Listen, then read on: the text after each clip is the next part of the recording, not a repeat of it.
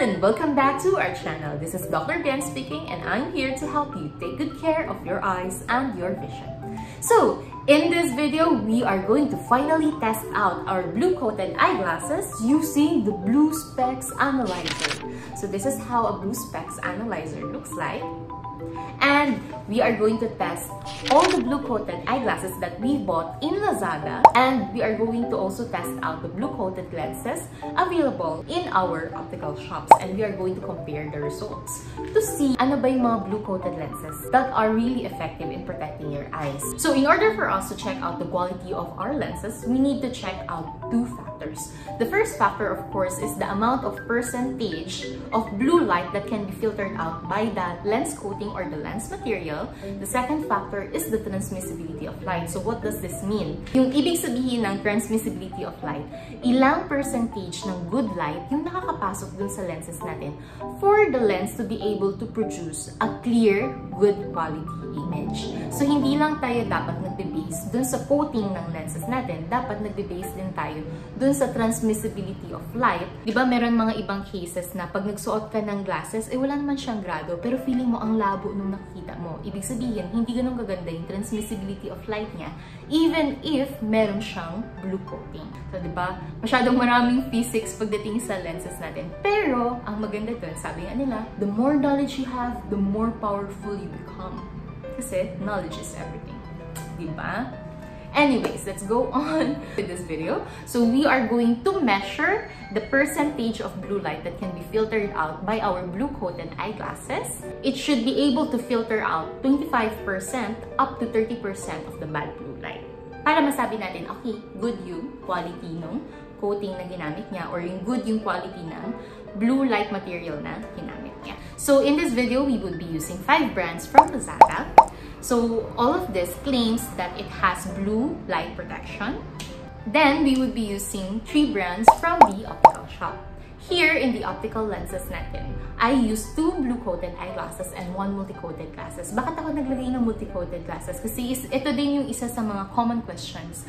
Ano ba difference ng multi-coated and blue-coated glasses in terms of protecting your eyes? So malalaman din natin ano yung difference nilang dalawa dito sa test na to. So right now guys, we will be traveling from the Quezon Province to Makati City because we would be visiting my friend Dr. Gina Akla.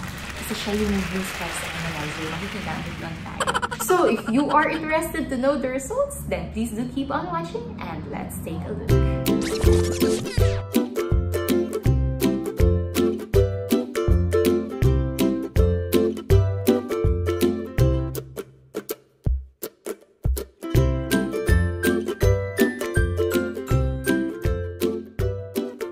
Natin yung quality ng lenses, we need to measure it through technology, Doc, diba? May gadget. May gadget.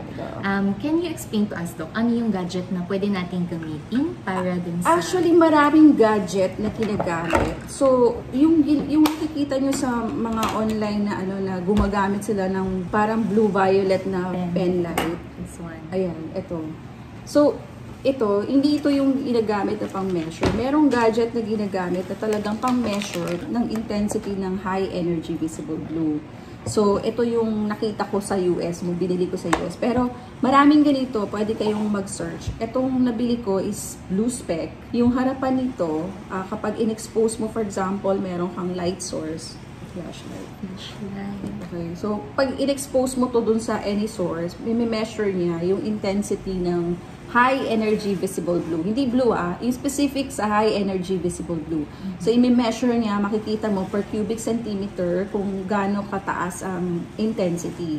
Makakatulong to kasi gusto mo malaman, for example, sa kwarto mo, gusto mo malaman kung yung bang ilaw mo, bakit parati sumasakit yung ulo mo, parati kang feeling mo, may na-migraine ka, baka yung ilaw mo sobrang taas ang intensity. So, you can actually measure. Tapos, itong ginagamit ko, kasi nga, nalilito na ako, ang dami-daming kung ano-anong lumalabas sa internet. This one is really a good technology kasi naka-Bluetooth siya. Mada-download ko yung application niya para makita ko actually sa graph yung gaano kataas yung intensity ng light. And then, when I use a lens, lalagay ko yung lens, makikita ko kung bumababa ba siya, ilang percent. So, nami-measure ko kung ilang percent yung na-filter nung lens dun sa high energy visible blue. para ma-check natin kung itong brand ba to, okay, itong brand ba to. So, isa lang to sa sample. Tapos yung likod naman nito, nagme-measure naman ng UV. Para malaman ko kung yung lens material ay nakaka-block ng UV or ilang percent. So, may number yan. Makikita mo kung ilang percent yung nabablock niya. Pag naging 0 na lang siya, after mong ilagay yung lens, ibig sabihin, 100% nabablock niya. So, pakita natin taka. Again, ito Doc is Blue Spec Analyzer now. I got it parang ilang so many years. I think 3 years ago. So, again guys, this is the Blue Spec Analyzer. Ito, ang chine-check niya is the High Energy Visible Blue. This one naman, ang chine-check niya is the UV light natin. Yeah. Yan. So, I can download the app. Naka-Bluetooth siya. So, nami-measure ko with my phone, nami-measure ko yung intensity nung HEV blue. So, dito lumalabas, Doc, yung graph natin kung gaano kalakas yung intensity ng light. Yes. Tapos, pag shinay natin yung lens dito, na-measure niya kung ilang percent yung nafi-filter out. Yes. So, we're gonna do that with our lenses. So, meron tayong biniling mga eyeglasses from Lazada. We're going to compare these lenses under the blue specs para malaman natin kung meron ba talagang nafi-filter out na blue light yung mga glasses po. Yep.